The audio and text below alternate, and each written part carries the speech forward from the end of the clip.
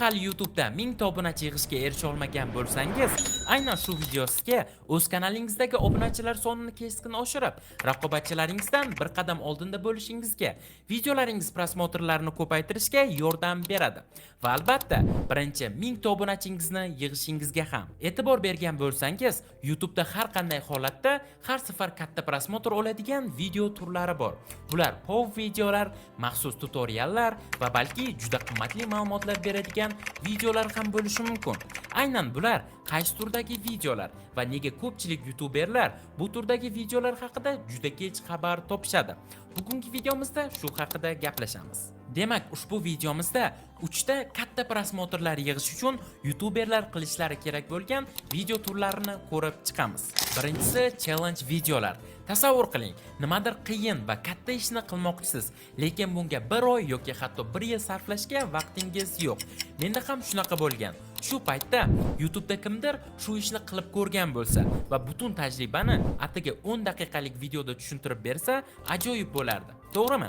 Mana shunaqa videolar odamlarni o'ziga tortadi. Chunki tomoshabin o'z vaqtini tejaydi, lekin sizning tajribangizdan saboq oladi.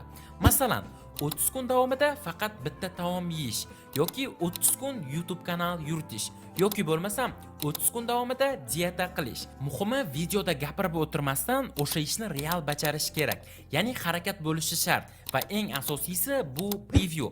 Agarda preview odamni qiziqtirmasa, hech kim videoga bosmaydi va videoni ko'rmaydi. Shunday qilib, agar siz zo'r challenge videosini tayyorlamoqchi bo'lsangiz, videoning nomi, jarayoni va previewga alohida e'tibor bering.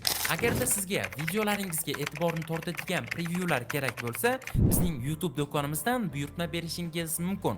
YouTube do'konimizda nafaqat preview, balki YouTube kanalingiz uchun banner avatarka, streamlar uchun overlaylar va shunga o'xshash kerakli barcha xizmatlarga buyurtma berishingiz mumkin.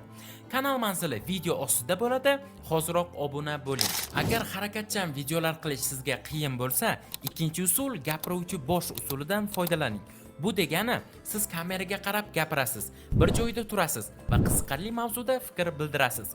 Hech qanday kuchli montaj yoki ko'p jarayondagi syomka kerak emas. Bu usulni qanday ishlatish mumkin? Masalan, siz YouTube kanal ochgansiz va uni qanday yuritganingiz, qanday qiyinchiliklardan o'tganingiz va qanday muvaffaqiyatga erishganingiz haqida gapirasiz. Muhimi, buni ketma-ket aniq faktlar bilan tushuntirish. Nega bu usul ishlaydi? Chunki ko'pchilik muvaffaqiyatni shunchaki omad deb biladi. Kimdir tasodifan mashhur bo'ldi degan noto'g'ri fikr bor. Siz esa har bir qadamda omad emas, harakat muhimligini isbotlab berasiz. YouTube'da minglab odamlar shu yo'l bilan millionlab ko'rishlar olgan. Siz ham shu usulni to'g'ri ishlatsangiz, qiziqarli, ta'sirli va samarali videolar yaratishingiz mumkin bo'ladi. 3-video turi bepul kurslar. Ha, to'g'ri eshitdingiz. Agarda siz biznes egasi bo'lsangiz yoki o'z biznesingizni reklama qilmoqchi bo'lsangiz, aynan shu usul orqali katta mijozlar oqimi yoki tomoshabinlarga ega bo'lishingiz mumkin. Ammo bu usul avvalgi ikkitasiga qaraganda sal qiyinroq va uzoqroq davom etadi. YouTube'da 8-10 soatlik videolarni kam ko'ramiz, to'g'rimi? Lekin agar ularning birortasini ko'rsangiz ham, prosmotrlari anchagina ko'p va videolar juda qiziqdek tuyulishi mumkin.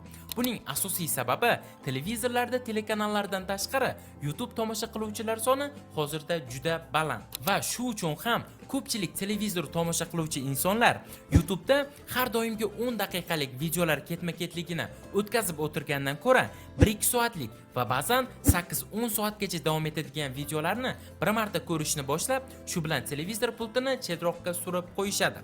Aynan shunaqa videolar orqali mashhurlikka erishgan youtuberlar anchagina va bu kabi kontent asosan bepul kurslar va bepul biznes seminarlar kabi mavzularda bo'ladi. Masalan, siz juda qimmatli kursingizni shunchaki uzoq vaqtli video qilib, bitta videoga sig'dirib YouTube'ga yuklaysiz va tomoshabinlar sizni bu videoga ancha vaqt va mehnat ketkazganingizni his qilishadi va albatta bu kursning bepulligini ko'rib oxirgacha tomosha qilishadi.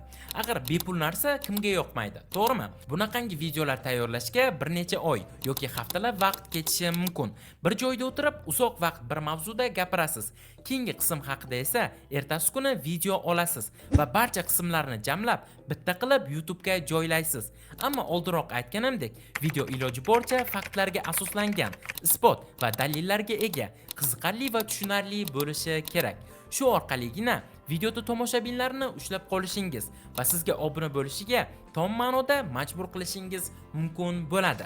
Do'stlar, ushbu usullarni albatta sinab ko'ring va natijasini mening Telegramimga yuborishingiz mumkin. Va do'stlar, bizning bepul Telegram kanalimizga ham obuna bo'lishni unutmang. U yerda siz blogerlik uchun kerak bo'ladigan barcha kerakli materiallar, yangiliklar va ho'kaz